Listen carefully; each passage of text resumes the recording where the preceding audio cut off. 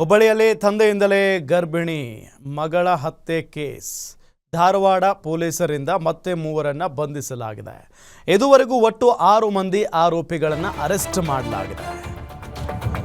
ಹುಬ್ಬಳ್ಳಿಯಲ್ಲಿ ಒಂದು ಅಮಾನವೀಯ ಘಟನೆ ನಡೆದೋಯ್ತು. ತಂದೆಯಿಂದಲೇ ಗರ್ಭಿಣಿ ಮಗಳ ಹತ್ಯೆಯನ್ನ ಮಾಡಲಾಯಿತು. ಹತ್ಯೆ ಆಯಿತು. ಧಾರವಾಡ ಪೊಲೀಸರಿಂದ ಈಗ ಮತ್ತೆ 3 ಅರೆಸ್ಟ್ ಮಾಡಲಾಗಿದೆ.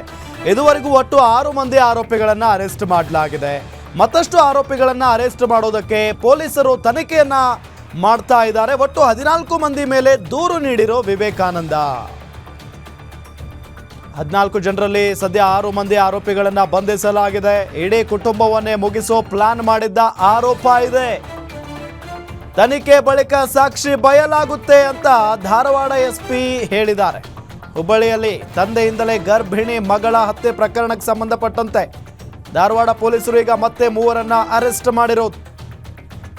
ಇದು ಈಗಿನ ಕಾಲದಲ್ಲಿ ನಡೆಯಬಾರದ ಒಂದು ಅಮಾನವೀಯ ಕೃತ್ಯ ಇದು.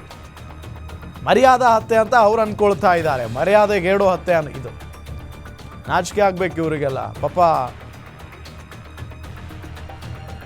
ಹೆಂಗೋ ಜೀವನ ಕಟ್ಕೊಂಡು ಎಷ್ಟೋ ಕನಸುಗಳನ್ನ ಕಟ್ಕೊಂಡು ಜೀವನ ಮಾಡ್ತಾ ಇದ್ದಂಥ ಗಂಡ ಹೆಂಡತಿ ಅವರು ಹೋಗಿ ಕೊಲೆ ಮಾಡಿಬಿಟ್ಟಿದ್ದಾನೆ ಹೆತ್ತ ತಂದೆನೇ ಆ ಮಗಳನ್ನು. ಆ ಮಗಳು ಗರ್ಭಿಣಿ, ಈಗ ತುಂಬು ಗರ್ಭಿಣಿ. ಇವತ್ತು 23ನೇ ತಾರೀಕು ನಾವೇ ಇನ್ನೂ 3 ಜನಕ್ಕೆ ಇವತ್ತು ಬೆಳಿಗ್ಗೆ ಅರೆಸ್ಟ್ ಮಾಡಿದ್ದೀವಿ. ಅವ್ರ ಹೆಸರು ಗುರ್ಷಿದ್ ಗೌಡ, ಫಕೀರ್ ಗೌಡ ಪಾಟೀಲ್ ಮತ್ತು ಕುಮಾರ್ ಗೌಡ ಪಾಟೀಲ್. ಈ 3 ಜನ ಅವರ ಸಂಬಂಧಿಕರು ಇದ್ದಾರೆ. ಸೊ ಅವರಿಗೇನು ನಾವೇ ಅರೆಸ್ಟ್ ಮಾಡಿಸಿದ್ದೀವಿ. ಇನ್ನು ನಮ್ಮ ತಂಡಗಳು ಫೀಲ್ಡಲ್ಲಿನೂ ಇದ್ದಾರೆ. ಮತ್ತೆ ನಮ್ದು ಬಂದೋಬಸ್ತ್ ನಡೀತಾ ಇದೆ ಆ ಊರಲ್ಲಿ. ಆದಷ್ಟು ಬೇಗ ನಾವೇ ಮಿಕ್ಕಿದ್ದು ಎಷ್ಟು ಜನ ಆರೋಪಿ ಇದ್ದಾರೆ ಅವರಿಗೇನು ಅರೆಸ್ಟ್ ಮಾಡ್ತೀವಿ. ಇದರಲ್ಲಿ FIR ಅಲ್ಲಿ ಟೋಟಲ್ 14 ಜನ ಮೇಲೆ ಕಂಪ್ಲೇಂಟ್ ಕೊಟ್ಟಿದ್ದಾರೆ ಅವರು. ಅದರಲ್ಲಿ ಕೆಲವು ಜನ ಇದ್ದಾರೆ. ನಾವೇ ಆಲ್ಮೋಸ್ಟ್ ಈಗ 6 ಜನಗೆ ವಶಕ್ಕೆ ಪಡೆದಿದ್ವಿ. ಮಿಕ್ಕಿದಕ್ಕೆ ನಾವೇ ಆದಷ್ಟು ಬೇಗ ಅರೆಸ್ಟ್ ಮಾಡ್ತೀವಿ. ಹೌದು, ಅಲ್ಲಿ ಸುಮಾರು 5 ಲೇಡೀಸ್ ಇದ್ದಾರೆ, 5 ಜನ ಹೆಣ್ಮಕ್ಳು ಇದ್ದಾರೆ, ಒಬ್ಬ ಮೈನರ್ ಇದ್ದಾರೆ, 8 ಜನ ಗಂಡು ಮಕ್ಕಳು ಇದ್ದಾರೆ.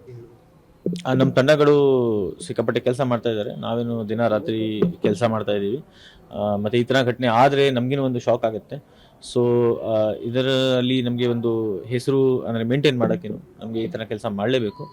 But it's a team work. ನಮ್ಮ ಟೀಮ್ ಕಂಟಿನ್ಯೂಸ್ ಆಗಿ ಕೆಲಸ ಮಾಡ್ತಾ ಇದ್ದೀವಿ. ಮತ್ತು ನಮ್ಮ ಸೀನಿಯರ್ ಆಫೀಸರ್ಸ್ ಕಡೆಯಿಂದ ನಮಗೆ ಭಾಳ ಬೆಂಬಲ ಸಿಗ್ತಾ ಇದೆ.